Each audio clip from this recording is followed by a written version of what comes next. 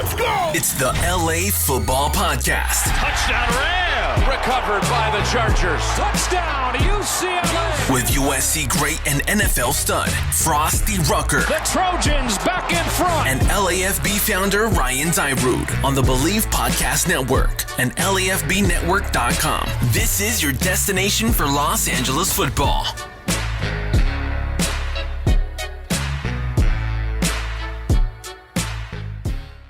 What's up, Los Angeles, and welcome, as always, into the LA Football Podcast. I'm your co-host, Ryan Dyrud, joined, as always, by Frostee Rucker. We are on the Believe Podcast Network and on LAFBnetwork.com, brought to you by Golden Road Brewery. Frostee, what's going on, man?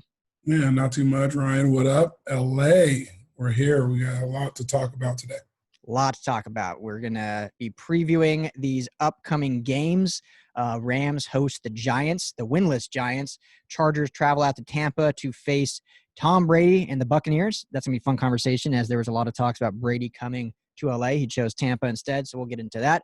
And finally, we'll wrap up with some more Pac-12 talk. The schedule was released on Saturday. So for us, and I will just briefly get into the schedule. We'll dive in more next week, but we do want to mention it because it feels good to finally be able to talk a little Pac-12. Yeah, we need that. We need a little Pac-12 in our life. All these other conferences are out there playing, and it's time for our teams on this West Coast to get going. Yeah, it'll be fun. So, but we're actually going to kick the show off with a tremendous interview that Frostee led up with. We'll call it a buddy of yours, obviously, but talk to me about who we're having on. Yeah, Ryan, thanks for saying that. We get Markus Golden, it's an old pal of mine. We played together in Arizona. Now he's the starting edge rusher for the New York Giants, and he's got a big test this weekend playing versus, our big mountain of a man, Andrew Whitworth. So we got him on the Zoom, so let's rock.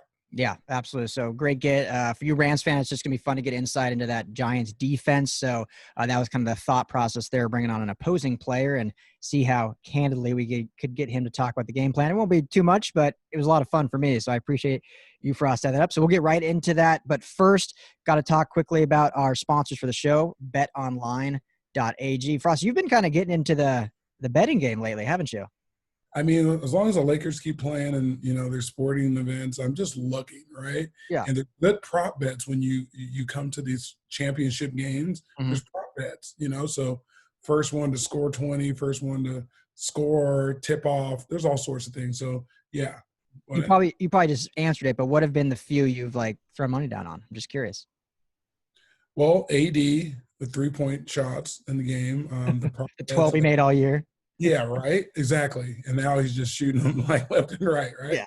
Crazy. Yeah. Want me some money. First halves, I've been doing total score in first halves and stuff. It's been cool. I've never bet before. So this is the first time. So thank the sponsor, right? Yeah, there you go. Now you can legally bet. So head to betonline.ag for all those prop bets, spreads, game lines, everything you need. We got the NBA championship. Lakers up 2-0 after a big win on Friday. And obviously we got all these football games with plenty of props. I know one of the big props on there is how many times coaches will get fined for not wearing masks and fun stuff like that. So head to betonline.ag. Take advantage of all their sign-up bonuses. Once again, that's betonline.ag. All right.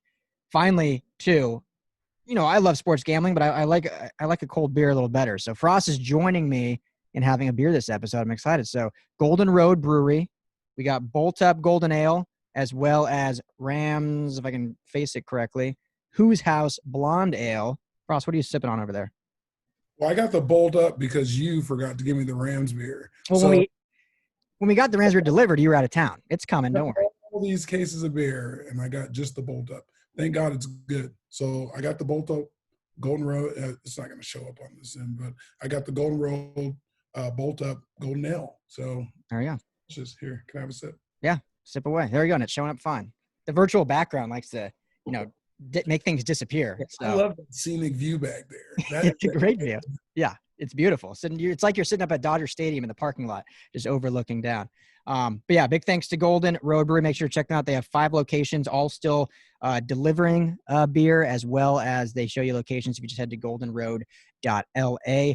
Soon we actually will be selling their product right on LAFBnetwork.com. So I will let you know when that is up. But without further ado, let's go ahead and get into this very fun conversation with New York Giants edge rusher Markus Golden. All right, you LA football fans, I got a special guest today. It's my little bro, almost big bro now, 6-year vet, MG, Markus Golden. I know this is a LA Charger and Ram show, but I always got to show love to the guys I know. And this is one fella that I hold dear to my heart because he's a good man, works hard, great football player.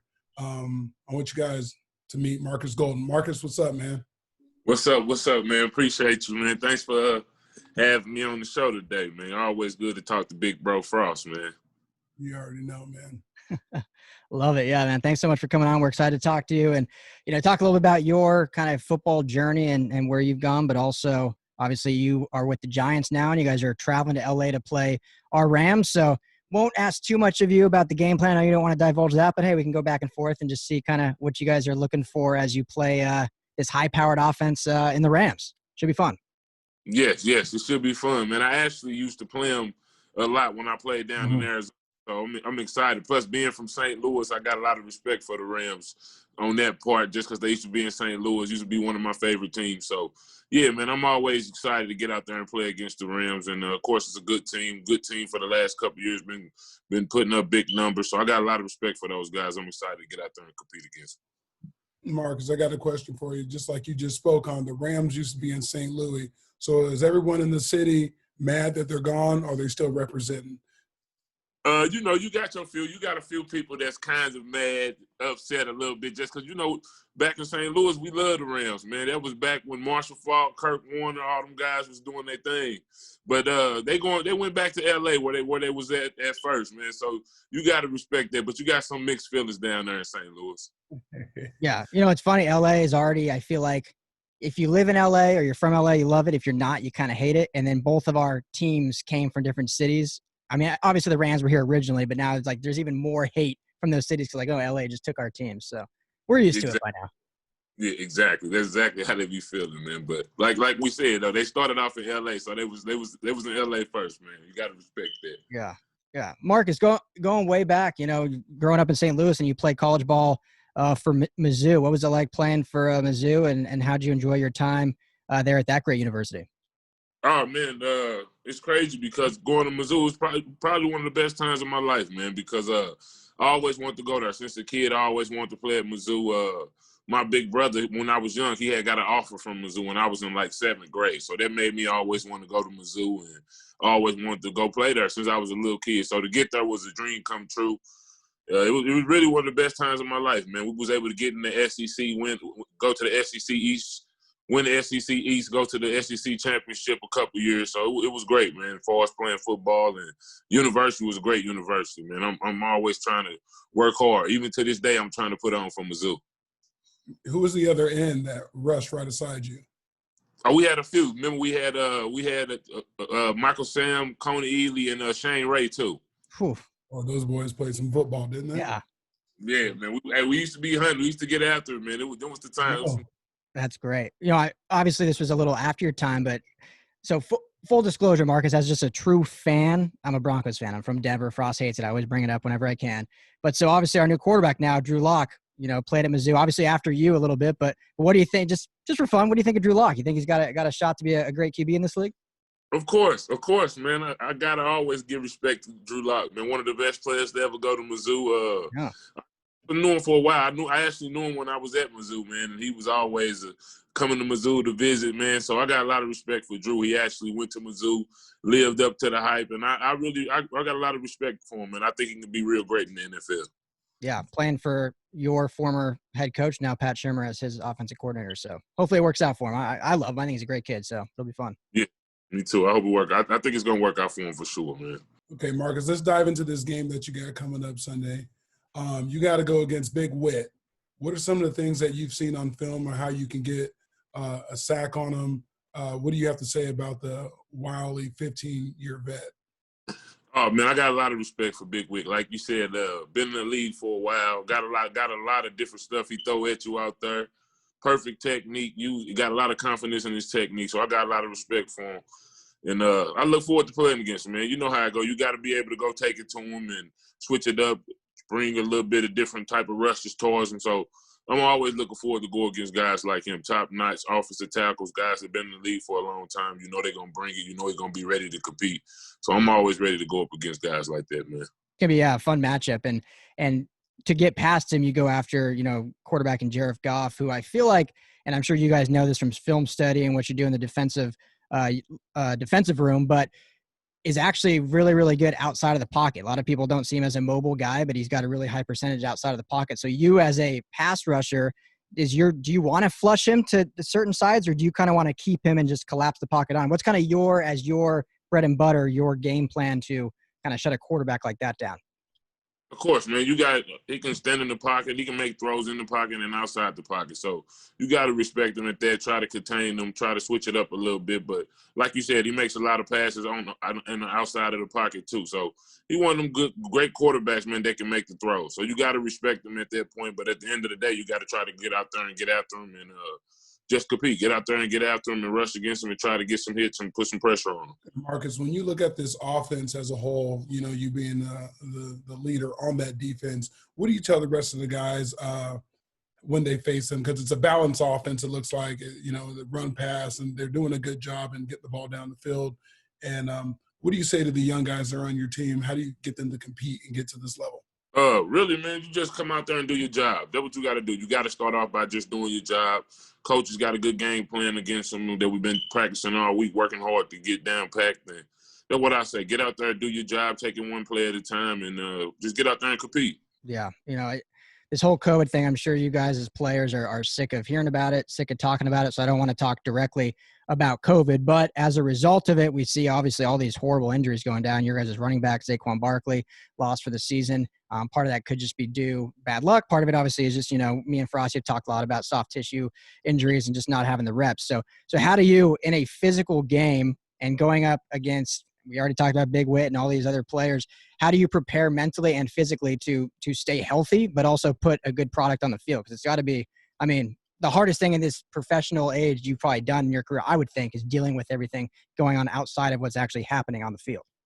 Oh, man, you know how it goes. Like you said, I've been doing it for a while, and I got a down-pack plan that I go by, and that's just basically taking care of my body, making sure I'm healthy, hydrated, and everything like that, and making sure I'm taking care of my legs, so, massages and stuff like that, and mentally just going hard every day. When you're going hard, I feel like when you go hard and you try to prepare as much as you can, and that's what you do, because, this is a physical sport, this football. You never know what can happen. But at the end of the day, I feel like if you go out on the field and prepare every day like you're getting ready for a game, and when the game comes, you do the same. And you just get out there and pray for the best, man. Make sure you're trying to get out there and compete. You got a lot of people out there competing at a high level, so, of course, injury is going to happen. So, but I just say that's just something that's part of the game.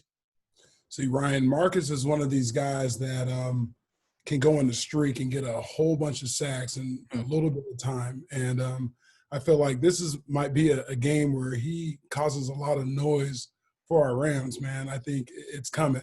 Marcus, how many pressures have you got so far? You been around the cornerback a lot?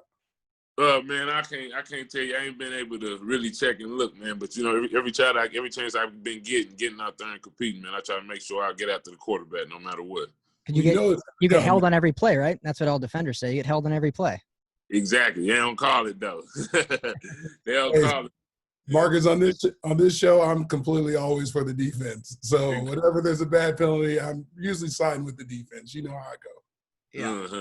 I saw a clip of Von Miller just like he was mic'd up and he was talking to the ref. He's like, "Hey, if I'm not getting sacks, they're holding me. So make sure to be throwing that laundry." So every play, you'll get some, I'm sure. Yeah, they always let them get away with it. But, you can't complain about it because, man, that ain't going to change nothing. You just got to get out there. And when they got the big holes that cost you your sacks and stuff like that, that's the ones you be hoping the referee gets. So them the ones I be complaining about if they don't get them. Oh, I bet. Who's the quarterback you've enjoyed? Because you have, close to 30 sacks, I think, in your career. Who's the QB you've enjoyed most taking down? And while you're thinking, who's the one you want to take down the most? The ones you enjoyed, the sacks I enjoy the most be the guys that's kind of fast and really hard to get to. So I have to give it to Russell Wilson, man. That's the guy that I always love to get out there and compete against and get some sacks on. But Russell Wilson, because it's hard to get him, man. So when you get him, you feel good about it. Frost, you said your toughest quarterback to bring down was Big Ben in your time, right? Yeah, he's just a guy that when I stand toe-to-toe with him, he's bigger than me. So, it's, tough to bring him down. You can get him, but, he'll throw a guy off his back and make a throw and stuff like that. He's a frustrating guy to try to tackle. But I'd have to, join in with Marcus too. Trying to get down Russell is a tough one because he's so fast. He spins. He ducks under your arms. He does anything he can do. He's a true superstar in the league. And, me and Marcus battled a lot of games playing versus Seattle, a lot of heated battles, Marcus, Yeah. What it's like going in the link and it's hard to get Russell, but, once you get him, the sacks will come, but he's a tough one. I'll tell you that. Yeah, I can't even imagine, obviously. I haven't played the game, so I don't think I'd be bringing him down.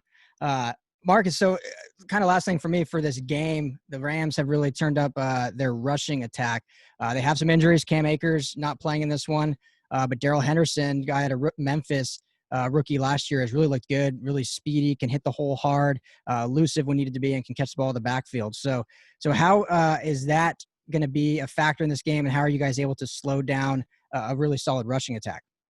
Yeah, like you said, those guys running hard, man, this year. You look at film, and they stand out for sure. They're running hard and like you said, catching the ball out the backfield, making plays for the offense. But at the same time, I take it back to doing your job. You got to be able to do your job when you're trying to stop the run. You got to be able to set the edge.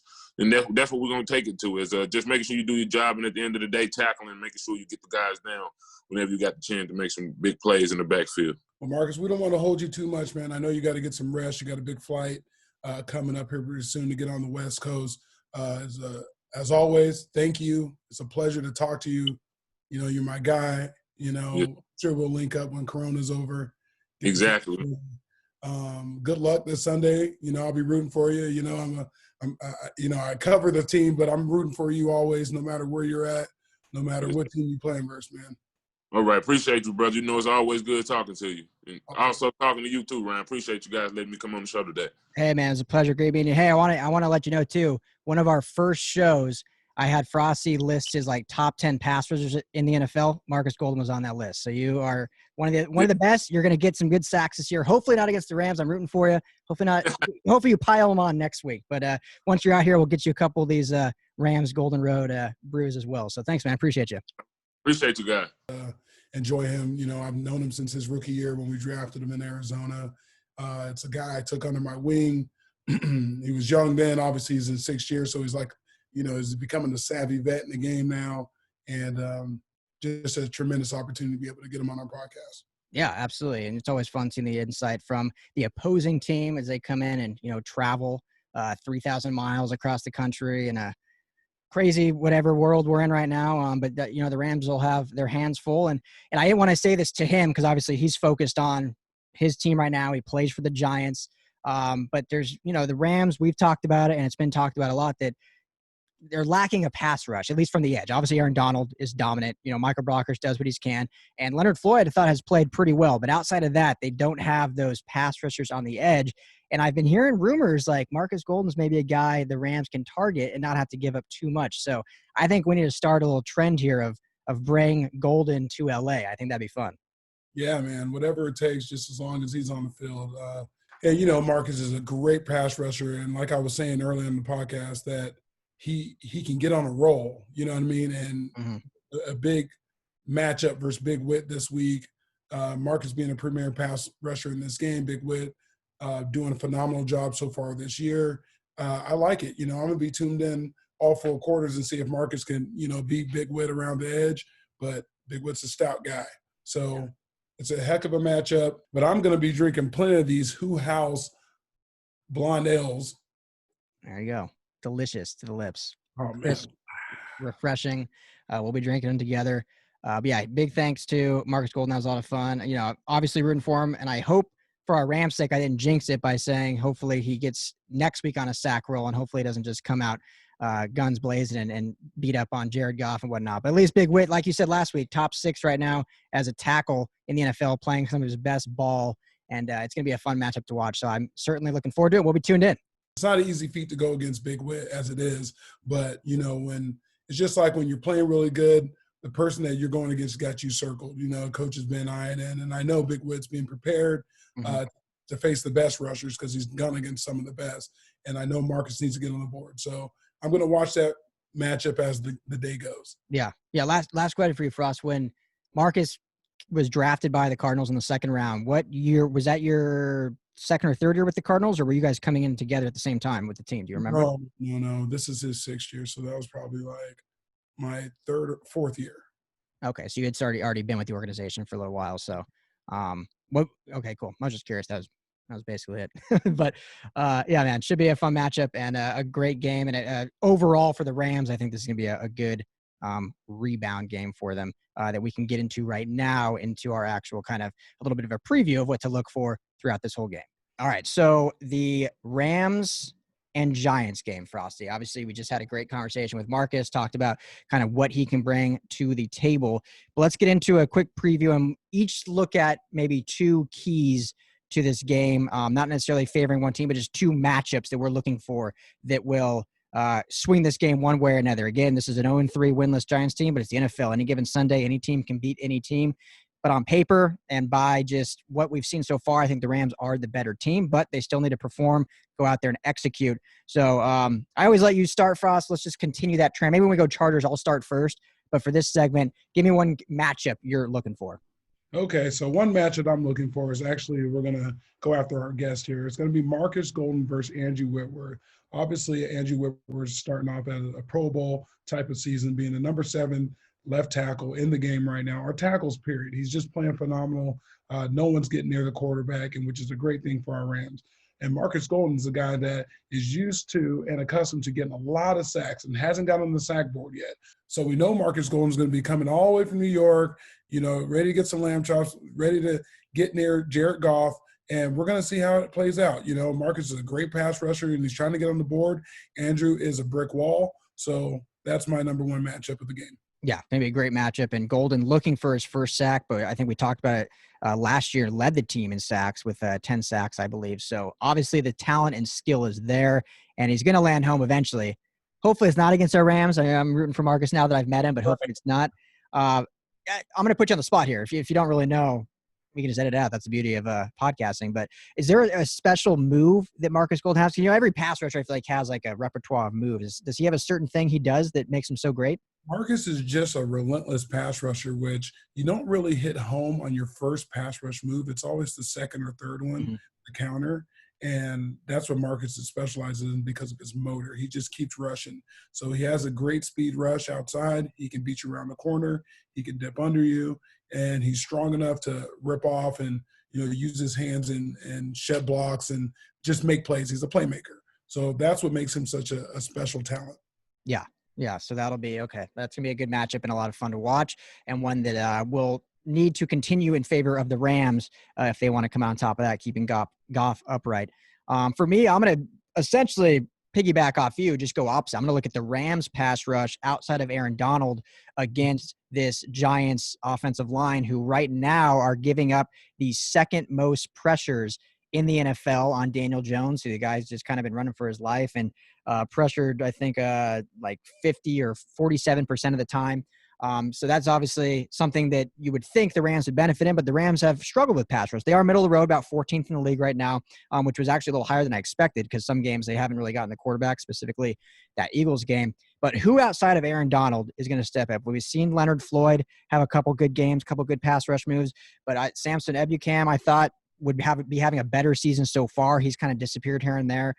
So some of these other guys, Obo Okoronkwo, who's going to be the guy that spells Donald and gets after the quarterback as well? So that's a matchup I'm looking for when a team has struggled against the pass rush and a team that kind of hasn't really lit the fire to get that pass rush going. Who's going to win that battle? Because I think that's going to be a decisive key to this victory for the Rams. You said it. Who's going to be the one opposite of Aaron Donald to make a lot of plays in the backfield and let alone just get the sacks? Obviously, he's the one getting double teamed, but when you got a guy like Brockers inside right next to him, sometimes he's going to get some of these double teams, and AD is going to be – can I say AD if it's Laker season? Can I say AD? They're both AD. We need to talk about Well, who's the bigger AD, I guess? Is it Aaron Donald or is it Anthony Davis? That's a good question. Right now, I would have to say Davis. Okay, just because they're in the But championship? Section of career, we're going to have to say Aaron Donald. That's tough. That's a good question. We'll have to put a poll up and see who rightfully can be the LA AD. Great poll. Yeah. I'm full game for it. Or is it Mike Bowen or Martin Jarman if we're going AD athletic director? I mean, there's a lot of good ADs out here in LA right now. Yeah, there is. This is great. I mean, that's right, you LA fans. You come to the LA Football Network for all your random comparisons because we got them all across the board. Every school, every pro team, we got it right here. That's right. I wish you could all see all the bloopers we have. One day maybe we'll put some out if I save them. But yeah, I'll put a poll in this podcast down below. I'm pointing for those that see down below. Who is the AD in LA, the true AD? That's going to be interesting. I mean, this is an LA football show, so I'm assuming it'll sway towards Aaron Donald, but a lot of Rams fans are Laker fans too, I would think. So it'll be fun. See the answer. But as well. This is a great one. I really want to see who's the real AD. There you go. Okay, we'll put it up. So, yeah, that'll be an amazing matchup to watch, and who on the Rams pass rush is going to step up and give some support to the AD we're talking about right now. But all right, Frosty, let's hear your next key takeaway or key matchup, I should say, for this matchup. All right, Ryan, my key matchup, besides the Markus Golden and Andrew Whitworth, which is a huge one, I'm going to go with Daryl Henderson and Michael Brown versus Rams rush defense. Okay, this Rams rush defense, despite them being 0-3 and not playing a top-tier defense in the league, they are number 4th in run defense. So it's a good test for our Ram running back by committee. Mm-hmm. We do get Malcolm Brown back, which is a bruiser, but to say the least, the Giants front is playing phenomenal versus the run. So that's my next matchup. Well, it's going to be huge. And we talked about last episode, I talk about one of the big takeaways of this Rams team was that Sean McVay has stayed committed to the run. And because they've had success for the run, which obviously opens up the play action, opens up the passing game. But the Giants, that's kind of been their bright spot in their team. You mentioned it, 4th overall. They have the 5th overall interior against the run and their 1st overall in linebacking core against the run. So they obviously bring a good stout front 7 to stop these guys. So it's going to be, key for offensive linemen to hit their assignments and open those holes up, and Daryl Henderson to have good vision, and Malcolm Brown when he's in there as well. So huge matchup for this game. Very huge. And I like when it comes down to things like that, you know what I mean? Because you like we said earlier, Coach McVay has really been so balanced with this run attack this year that he got away from last year. It was a point of emphasis, and now you're coming up and you're getting these matchups versus really good run defenses, and you really get to test your might. Yeah, and that'll be key for them not to abandon him again, because I think the other, one of the really good defensive playmakers on the defense is James Bradbury in the secondary. So obviously the Rams have a plethora of talent in the passing game, but you want to stay balanced and stay focused. And when you go up against a good stout front 7, that's gonna be hard to do. So look for the Rams to do that. I like that matchup. Frosty going to be very integral for the Rams to get a win. And my final matchup, we'll go with some drama in the matchup. Who knows how much will actually happen? Jalen Ramsey usually is always covering the outside. Golden Tate, great receiver for the Giants, usually plays in the slot. We could definitely see them go mano-a-mano, though. There's been some off-the-field drama with them. I want to say Golden Tate is the uncle to Jalen Ramsey's 2 kids via Golden Tate's sister. So some stuff I won't even get into because I don't even know what's all going on. But there's been, drama that's been talked about. So that'll be a fun matchup to watch. Obviously, just football-wise, 2 of the best at their respective positions and 2 of the best going up in this game. So that'll be key to watch. But if there is any, after school activities going on, extracurricular activities, I should say, so I'm looking forward to watching that matchup if it happens at all. Yeah, I mean, it should be interesting. Hopefully they keep it clean and we don't have to hear about any huge unbelievable fines come after this game because any spat they have off the field.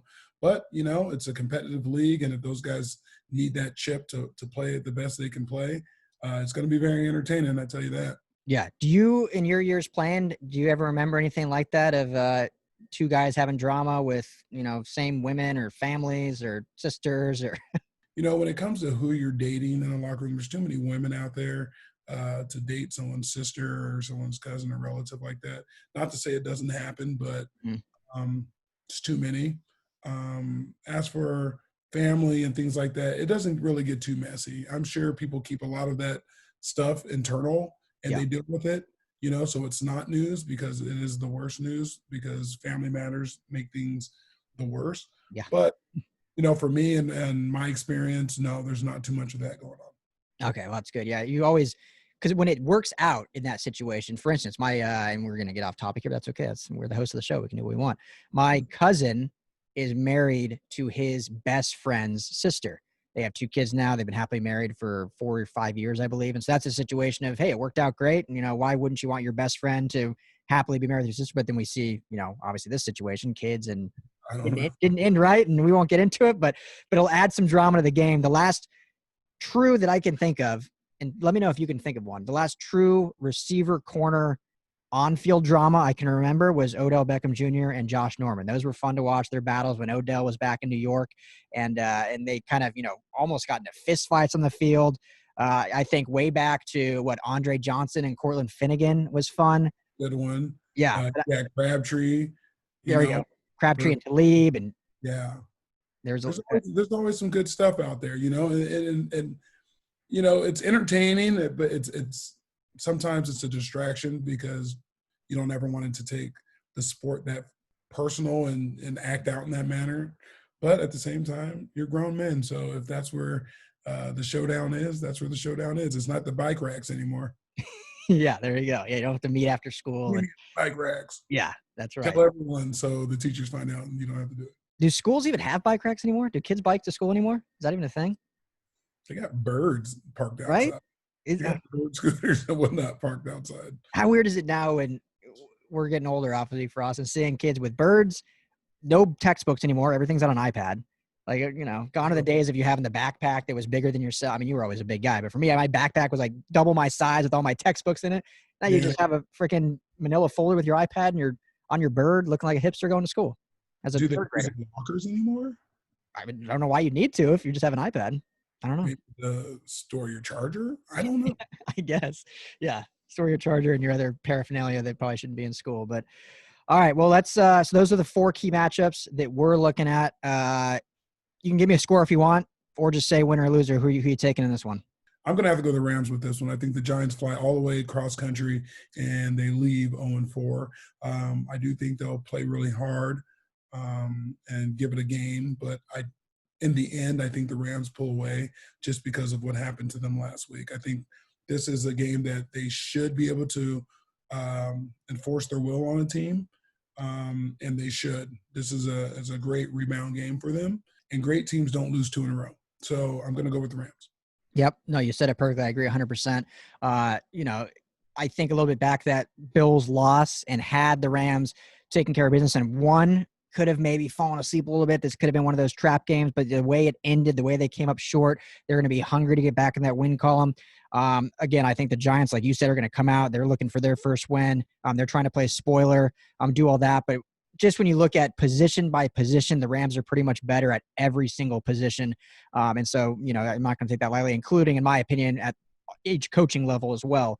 If you look at Sean McVay versus first-year head coach Joe Judge. So I like the Rams in this one as well. I feel like I've been a little too cocky with scores, so I'm not even going to say a score, but I think the Rams win by at least 1 score. We'll just go with that. I think my Chargers prediction was a little too – it made me come back down to earth. I'll just go with a 1-score win for the Rams in this one. Okay, that works for me. All right, great. Well, speaking of the Chargers now, let's go ahead and get into our preview of the Chargers Bucks.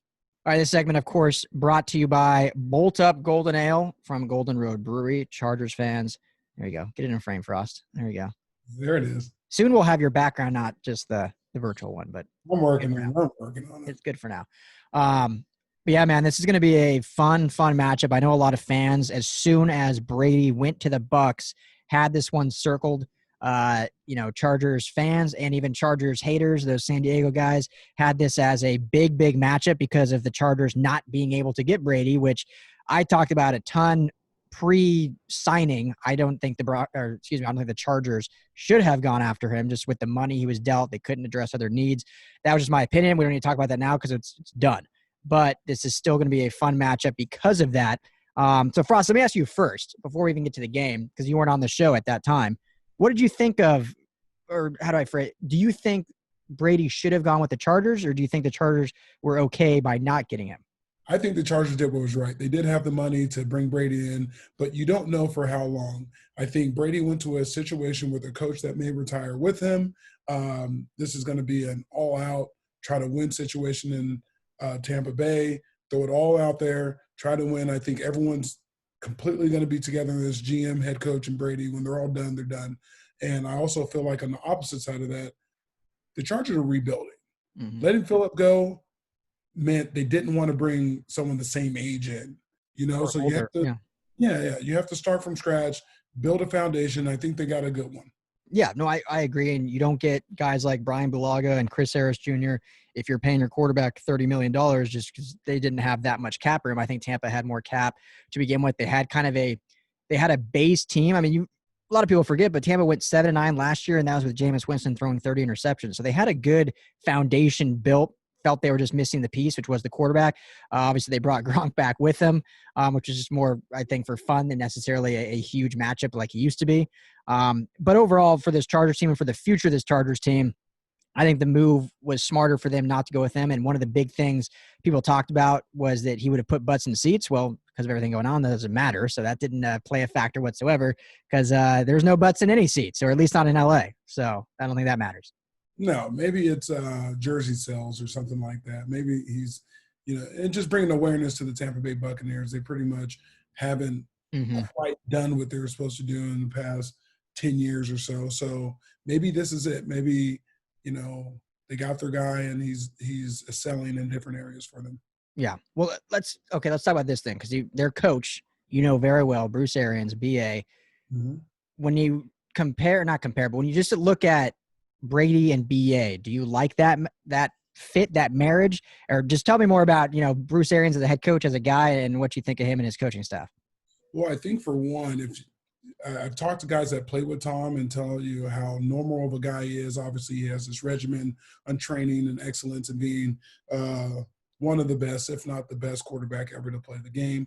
And you also have another opposite side that they were linking that with Bill Belichick and how hard-nosed he is. He doesn't give you much in an interview, and he keeps everything in-house, and they focus and they win. And they're consistently just winners, right? Mm-hmm. So you kind of mirror and match those guys together. And now you have this mix-up where now are people really seeing Brady's personality, and maybe he can be himself, and maybe he can be a little bit more outgoing and speak more freely and get on more podcasts or do anything off the field more that he may have wanted to do.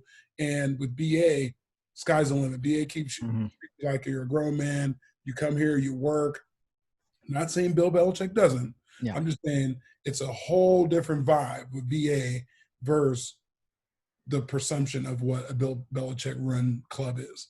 Absolutely. I mean, what was it like playing for BA? He looks like from someone from afar that doesn't know him at all. Just looks like a fun dude, like kind of shoots the shit with his players, kind of says whatever. But I mean, I've never been in the locker room with him. What's it actually like playing for the guy? Well, he demands a lot of you. A lot of people understand.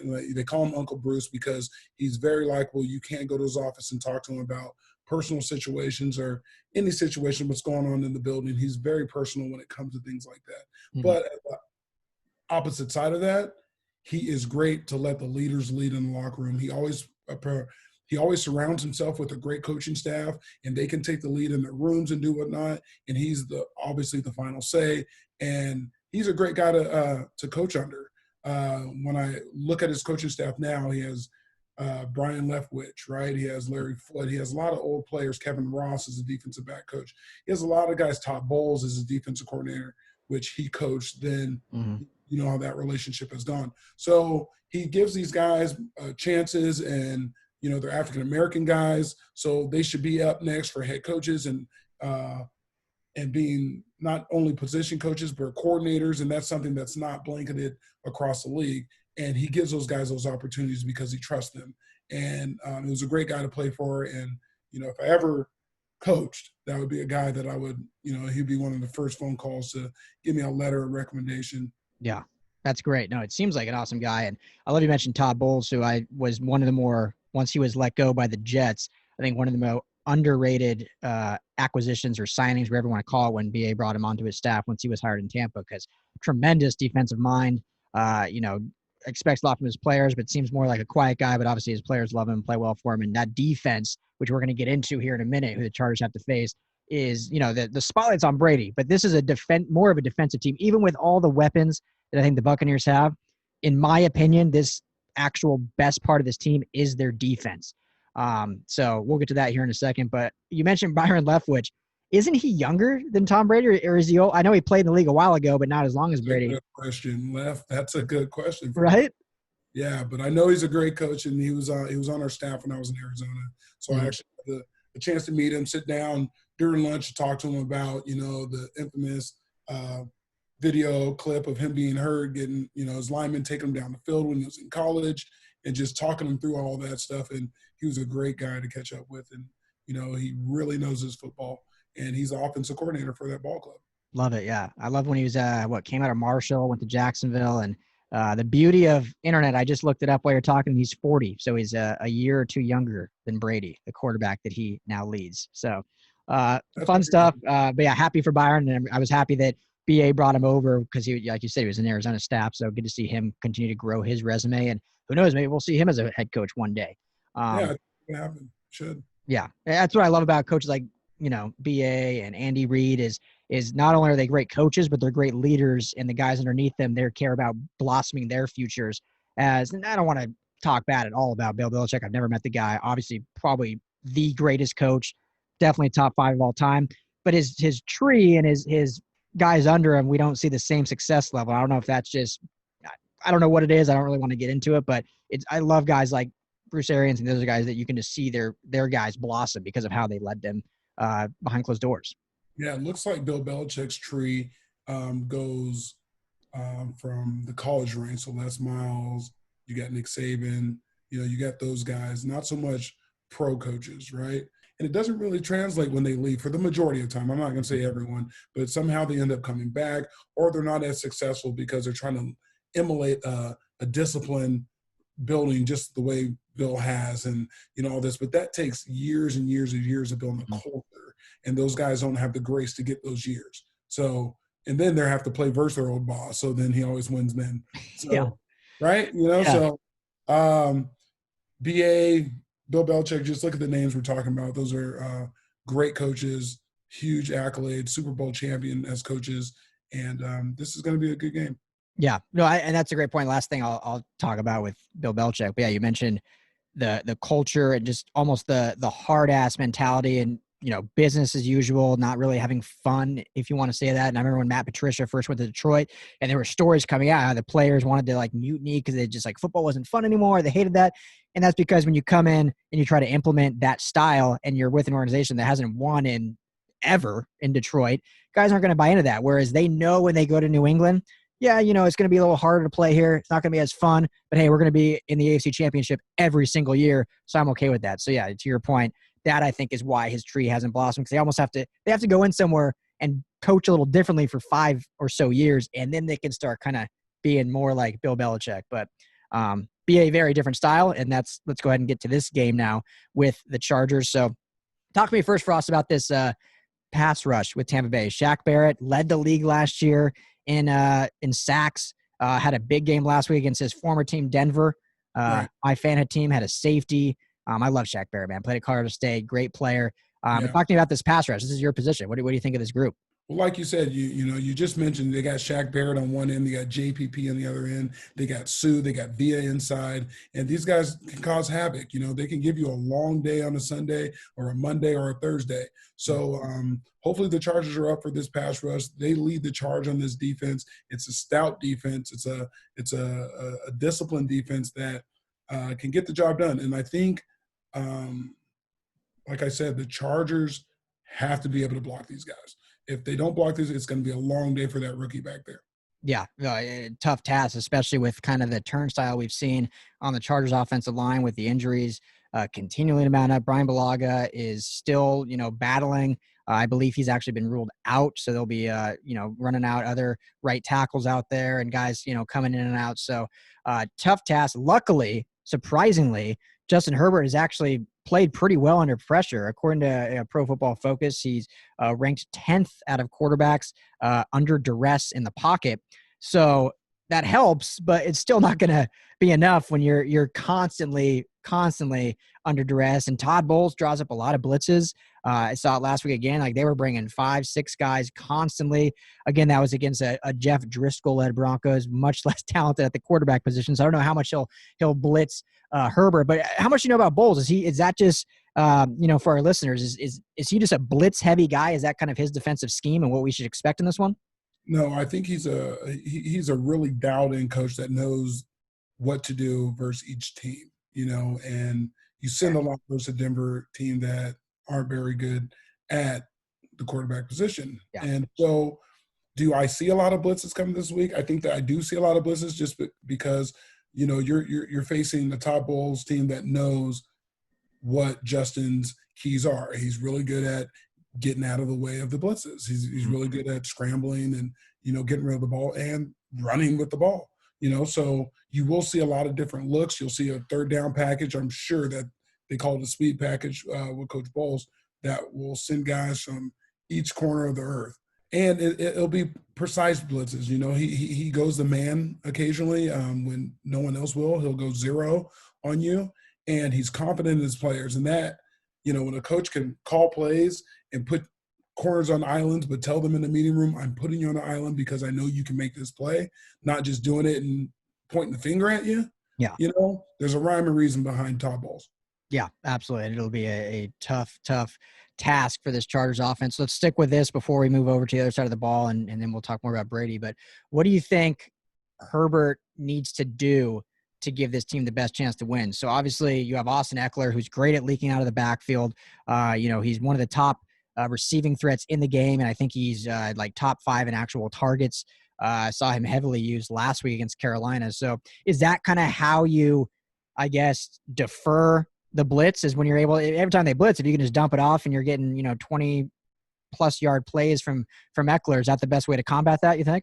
Yeah, if you're blitzing a lot and your pass rush can actually hit home and get up the field, you see a lot of screens and bubble screens on the outside and, quick passes and, and that's hopefully what this progression of this Chargers team do. We do want the quarterback to throw the ball down the field, right? But you have to anticipate what this defense and defensive coordinators are going to throw at the quarterback. But get the ball out of his hand. But that's what you're going to see. You're going to see a defensive coordinator throw blitzes, and I personally want to see the Chargers take care of this young quarterback. Just run your bubble screens, run your slip screens, running back screens, do anything but get the ball out of his hands, build his confidence up, and let him go toe-to-toe with the GOAT. Yeah. No, absolutely. Yeah, get the ball out of hands quick. And, Eckler, obviously, and then obviously, the big guy, Keenan Allen, who's second in the league right now in targets, only behind DeAndre Hopkins, is who they'll get heavily involved. No Mike Williams, already ruled out for this game. That's a big loss. But who's going to be the next guy to step up? We talked about that in our takeaways. Who's going to really step up outside of Eckler and Allen and Hunter Henry? And it may still just be those 3 guys again without having Mike Williams. So, tough bill. This is a great defense. It doesn't get talked about enough. Everyone just wants to talk about Tom Brady. But this defense of this team is really the nucleus, in my opinion, that makes this team go and how they're going to succeed. And so for the Chargers, they need to just, they're not going to be able to keep a clean pocket. So get the ball out of Herbert's hands quick, right. Keep him healthy, keep him safe, and hopefully, we'll see a lot of, bubble screens, Hunter Henry, short out routes, just get him the ball, and then that hopefully kind of opens things up for maybe something down the middle for Keenan Allen later. Let's jump over to the other side now, Frost. So we talked about Brady first going to the Buccaneers, how they kind of mesh with BA. What have you thought of his actual play so far? I don't even know how much Buccaneers football you've watched. I haven't watched a lot. I watched a lot last week because they played the Broncos. I've watched, highlights and stuff here and there. But what have you seen of Brady so far in his, 22nd season playing? Ryan, we're seeing some of the similarities of Brady pre-Tampa, but right now what we really want to see out of Brady, what I want to see, is his receivers making more plays for him. That's some of the things that he really had going for him in New England. He had receivers, if it was Edelman, if it was Amendola, if it was Wes Welker all those years. There you go, Wes. I like that guy. He's a coach now, right?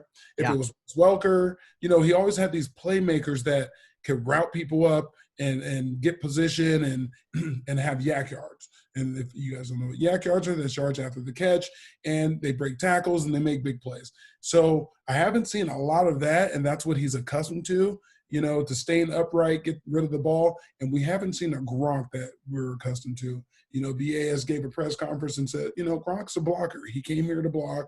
And historically in our offenses that I played under, the tight end was used, but it took a while for that to happen, to get open. And he does have Howard next to him. So I think Howard's considered the catching tight end right now, and you have Gronk as the blocker. So, but I said all that to say this.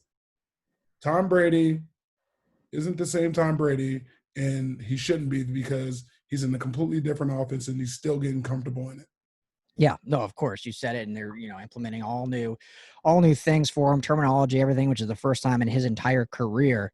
And he's still Tom Brady, and I think sometimes that name alone adds pressure on him, but also it adds some stability to the offense, even if they don't know. Just like, okay, we got Tom back there, we'll find a way to win, we'll get it done, which they've done now, going 2-1. But he's looked very, and I don't want to sound disrespectful, but he has looked more pedestrian this year, in a sense that it's just quick throws, throwing it up to Mike Evans, who's the big guy, Chris Godwin, another great receiver who's actually going to be out this week. So never root for injuries, but that's good for the Chargers that they won't have to worry about Godwin coming out of the sideline. But yeah, he's looked okay, but as long as you can get pressure on the guy, we've seen through his whole career, if you pressure Brady, he's a different quarterback. Because they design things so quick, it's hard to do that. But luckily, the Chargers have a very good pass rush and the number 2 most pressures in the league with Joey Bosa. And so we need to see a big game out of Bosa, a big game out of Uchenna Nwosu, because obviously no Melvin Ingram still on the IR. But that's, for me, the most important thing for this game is, we talked about Tampa's defense against the offense and how they're able to keep Herbert upright. But for me, it's the pass rush of the Chargers. Can they get after Brady, force him? Because we've seen him make some bad decisions early already. He had those pick sixes against New Orleans, had some bad plays even against Carolina. So if they can get pressure on him, get in his face, we could see a rattled Brady, which is weird to say, but he's shown that a little bit this season. So that's going to be the key for me. Yeah, the key to him, like you said, is the upfront pressure to make Brady look 42 years old. And if they do that, and if you always put a lineman in his lap, or you're in his lap yourself, with your hands up or getting around him, the more and more contact you get on Brady and you're sniffing around back there, he does get a little antsy, and he will go down because he wants to continue and play the rest of the season and the rest of the game, and he's not going to take an injury. So it's going to be on Bosa, Ingram. The fellas up front. Everyone's been playing great. It's time to step up. But I have a question for you, Ryan. Do you think the weather and them being an indoor team going all the way out there to Tampa to play in that hot sun is going to be a factor? Good question. And I happened to look it up pre-show, and it's actually supposed to rain. It's like a 90% precipitation, so still be hot, still the Tampa, Florida heat. And yeah, you forget now this Chargers team, who basically their entire organization played outdoors, but this year they are an indoor team, technically playing a new SoFi Stadium. But yeah, you go to that heat, that humidity, that rain, which is going to, change things for a rookie quarterback. Brady has played in a lot of bad weather in New England, not really the heat, but he's played in snow, played in rain, played in sleet, has always played pretty well in it. Justin Herbert, we don't know. Playing in Oregon, obviously in college, played in some cold games, played in some snow games up there, some rain games, and he, a big guy with big hands, so obviously that helps. But I feel like you can answer that question better than me. I mean, how much as a player does that affect you when you go from a dome? I mean, you played in Arizona in a dome. When you go to a stadium that actually has weather you have to deal with. Yeah, it sucks. Yeah. No, my name is Frostee, and I hate being hot. So I'm going to say that on the record for our podcast and our listeners and our fans and our family and everyone that's tuned in. I hate being hot. So that's one thing. They practice in the bubble. The best thing the Chargers have going for them is that we have had a heat wave go through Southern California. So they've had to deal with the heat. It's not going to be humidity. It's not going to be rain. But they're going to have to go out there and battle in some elements. And can they get it done? I think they can. I think ultimately when it comes down to this game, the way it's going to boil down, I feel like it's going to be very competitive. Justin's get the ball out of his hands a lot. There are going to be a lot of field goals because it's going to be a sloppy field. And then it's going to come down to a late drive. And that's what I want to see out of this team. I want to see them the Chargers team. I want to see them finish that late drive and compete. And with Justin going against, I'm pretty sure, one of his childhood idols at the quarterback position, finally getting to play. You know, Brady was in the league when Justin was, 2 years old? I think we ran that stat. Yeah. So if you look at it that way, and if it's competitive on paper and they're going neck and neck with completions and things like that, then it leaves the fourth quarter of that last drive for Justin to try to make a play, you know, and try to do something, not just dink and dunk. And he has to go down the field and making those big plays and building his confidence because, again, he's going to go home after this game and tell all his friends, and we're going to watch it on TV, I played versus Tom Brady. Yeah. My name was mentioned right next to him. There was comparisons all game. So that's what I want to see. I want to see his greatness come out this game. Do I think they win? I don't know. But I do feel like if they're competitive and they get that final drive, I think they capitalize on that final drive. Yeah, and hopefully it doesn't have to end in a hook and ladder again, and we can have a more realistic play. But, hey, could have worked. But, again, it could have worked, and I just want to see them finish it. All I'm saying is I think if they finish a drive like that in the fourth quarter and they have to leave it up to their defense, I'm okay with that. It gives the quarterback the confidence, and the quarterback is going to be the face of this organization.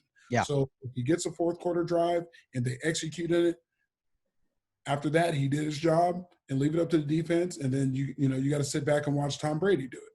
Yep, that's right. And I think that's going to be the key to not just this game but this season is finish, because the Chargers haven't been a team that's finished as of late, and we even saw it 2 weeks in a row dropping one possession losses to the Chiefs and Panthers, both with an opportunity to win if they could finish.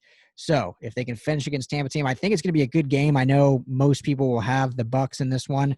I honestly don't even want to call it because I just think it's going to be a really good matchup. I think both teams are going to come out and compete. You said it all. Last guy I want to highlight before we wrap up this preview.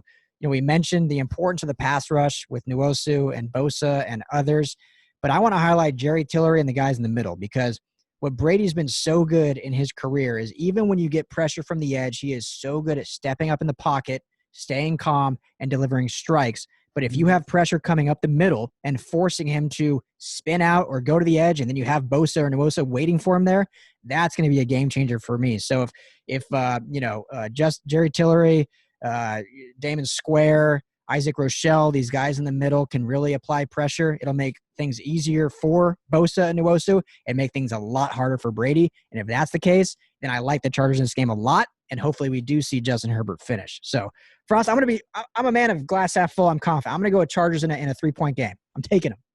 All right, that's fine. That's fine. And I'm still not going to say who's going to win. There you go. That's not where I'm at yet.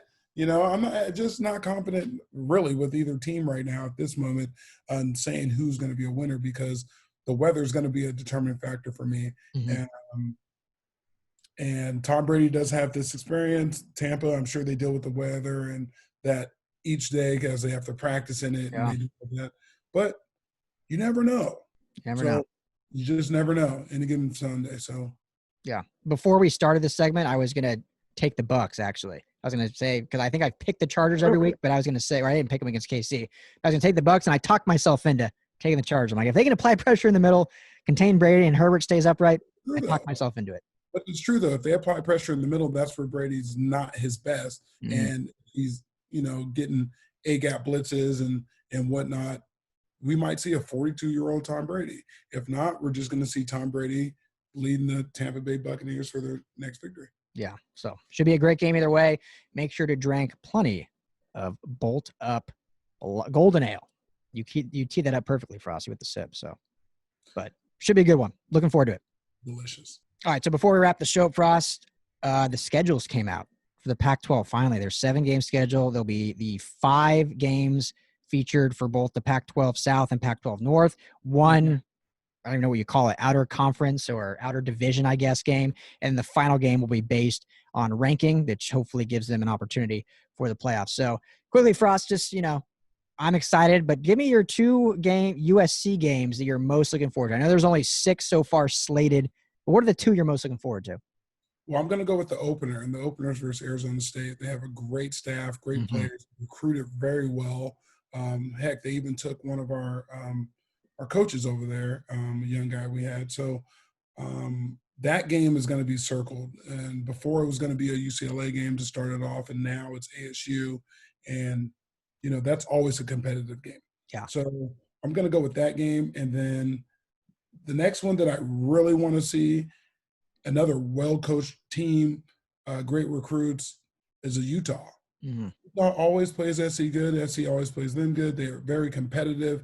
Utah's always up there in the mix of getting the Pac-12 championship. And I am glad we don't play Oregon. Yeah. Well said. Well said. Yeah, those are two great games. Open at the Collie against Arizona State, who's been highlighted by a lot of people as one of the up-and-coming programs and teams, not just in the Pac-12, but in the country. Herm Edwards, great guy, great coach. So that's going to be a lot of fun, featuring two really young quarterbacks. Obviously, Keaton Slovis over here in LA, so that'll be a fun matchup. And then, the Utah game, USC, obviously, big win against Utah last year, which kind of woke people up, saying, wow, this USC team actually has a lot of talent. We can still moan and complain about the coach, but this team has some potential, some talent, so we'll see if they can rebound again. So those two I'm looking forward to. For UCLA, I'm looking forward to I like the opener also, going to Colorado, Folsom Field. Probably you could argue the two bottom teams in the Pac-12 South. I think Colorado had some good things going, but then Mel Tucker jumped ship and flees to Michigan State, and they bring in a new head coach. They kind of have to, I don't think they really lost any recruits. I don't know for sure, but, they have to rebuild the culture, rebuild up the program. UCLA is still, the same team as last year, same coaching staff, Chip Kelly, coaching for his job, DTR playing for his job at the quarterback. So they want to get off to a hot start, and they're two teams I think will be pretty evenly matched overall. So I like that one. And then I'm going to go with the UCLA-Oregon game, not because I think UCLA has really a shot, but it's a good benchmark to say if they can even compete with Oregon, this is a team that has a bright future moving forward. We saw them last year compete with some good teams, then we saw them get blown out by other teams. So how are they progressing in their, don't really want to call it a rebuild now, year 3 in Chip Kelly's system, but how are they progressing and going up against the Pac-12 champs, the Rose Bowl champs in Oregon? I know they lost a lot of players, but still well coached with Cristobal up there. So I'm going to circle that one as well. Obviously the UCLA-USC game, but we said we weren't talking about that because that's obviously the one every year. Ryan, I think UCLA is going to be a lot better. I know, we can sit here and say they are the bottom tier of the Pac-12 conference, but after we talked to Dimitri Felton, I felt a lot better about it. I felt about they had leadership on the team. They had a guy that, makes plays, big plays in big-time games. I think this is a make-or-break year for Chip Kelly and his staff. They have a new athletic director at campus, so maybe that is all it took for both our teams in LA to get that extra push and get that extra couple hours from the coaches that are going to stay overnight and game plan their livelihood depends on it, because it does. And you circled the Oregon game, and that's a good one because it's a great way to see if you can compete with these top-tier teams. That's why I went with the USC game. I went to say if they can compete with Arizona State, because Arizona State is a top-tier team in the Pac-12. If UCLA has a chance to, trade scores with Oregon, don't necessarily have to win. Hope they do. Mm-hmm. That's a good thing. And that may keep Chip Kelly his job. Yeah. Because he is an Oregon guy. So he's going to have a lot of trick plays coming out that game, a lot of up-tempo plays. You're going to try to catch them off guard. So, I'm here for both our teams in LA. Yeah, no, it's going to be great. And last thing I'll say on it, obviously for the record, I think it's good USC doesn't have to play Oregon. For me, and we talked about it a few episodes ago, that I don't even know if 7 games is enough to put them in contention for a playoff, but I think they probably would have needed to play Oregon for that. And hopefully, we see that last 7th game, which is due to, based on your record and stuff, maybe we do see USC and Oregon play then for basically the victors of the Pac-12. And if USC finishes 7-0 and can beat Oregon, maybe they do have a shot at, a playoff or at least a good bowl game. So either way, man, I'm just happy we are weeks away from being full force here at LAFB Network, here at the LA Football Podcast. Finally can cover all 4 teams, and I'm so excited to do this with you during the season and actually be able to, talk to a lot of these players and get a lot of good coaches on. It's going to be a lot of fun. So excited the season's finally back almost. Yeah, you stay tuned, LA football fans. We're gonna have the #1 show before you know it, if we're not already. That's right. That's right. Stay tuned and hit us up. Frosty, where can everyone find you out to chat with you? You can hit me up on Instagram at The Organic Frost, Frosty Rucker on Facebook, and you can email me at podcast@yahoo.com. There you go. Hit him up. A lot of great questions coming from you guys, which we'll be answering momentarily, definitely. Real good questions. Real good questions. That's right. He shared a few with me. I'm excited to get into it and just have some fun. So we'll answer those questions. You can hit me up as well at Ryan Dyrud, LAFB on Twitter. You can email me podcast@lafbnetwork.com. Bolt up. Good beer. Whose House, Rams, Blonde Ale. Thank you, Golden Road, for sponsoring the show. Make sure to pick yourself up a 6-pack or a 15-pack, not a 12-pack. They sell 15 packs. Very Canadian of them. I know. I never really saw that. But when I visited Canada, that's all they had was 15 packs. So I thought that was cool. Yeah. Thank you all for tuning in. This is the LA Football Podcast. Subscribe to the show wherever you listen. We are everywhere you listen. You can watch us on YouTube, Facebook, and Instagram. Enjoy the 2 games this week, Rams and Giants, Chargers and Buccaneers. We'll talk to you all next week, hopefully after a 2-0 performance.